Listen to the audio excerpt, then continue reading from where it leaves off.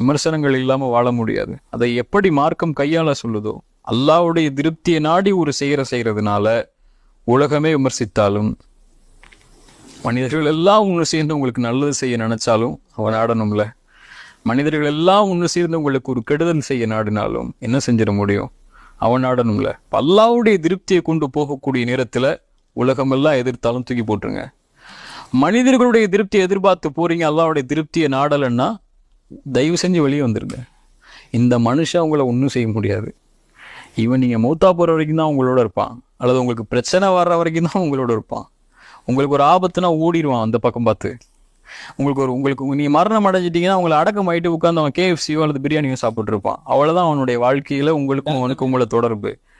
நீங்கள் இங்கே திருப்தியையோ, நீங்கள் இங்கே அங்கீகாரத்தையோ, நீங்கள் இங்கே தவறாக ஒருத்தன் நினச்சிடக்கூடாதோ என்று நினைக்கக்கூடிய முதல் அங்கீகாரம் அல்லாட்ட தான். அதை வாங்கிட்டீங்கன்னா, அதை எதிர்பார்த்துட்டீங்கன்னா இதெல்லாம் உங்களுக்கு ஒன்றும் தோணாது.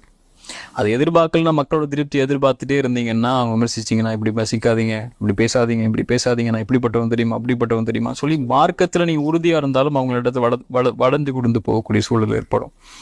அல்லாஹ்வுடைய திருப்தி நாடி இருக்கக்கூடியவங்களுக்கு இதெல்லாம் பெருசு இல்லை.